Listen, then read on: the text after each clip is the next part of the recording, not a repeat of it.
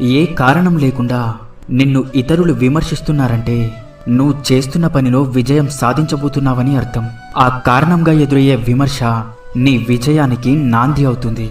పొగడ్త కంటే కూడా విమర్శ చాలా విలువైంది. కళ్ళకు కమ్మిన దర్శపు పొరల్ని తొలగించి మన లోపాల్ని తెలుసుకునే అవకాశం కల్పిస్తుంది. అదృష్టం కోసం ఎదురు చూడడం కంటే అవకాశాన్ని సృష్టించుకోవడమే అత్యంత సులభం. విలువ కోసం విలువలేని చోట ప్రయత్నించడం ఉన్న విలువను పోగొట్టుకోవడమే అవుతుంది. విలువ అనేది తెలుసుకోలేని వ్యక్తి దాన్ని ఎప్పటికీ సంపాదించలేడు. సంపాదించినా నిలబెట్టుకోలేడు. అది స్నేహమైనా, ప్రేమైనా, లేక డబ్బైనా, ఏదైనా సరే కష్టపడి సాధించుకున్న వ్యక్తి దానిని వృధా చేయలేడు. ఎదుటివారి ఆలోచనల్ని గౌరవించకపోయినా పర్వాలేదు, అపహాస్యం మాత్రం చేయకండి.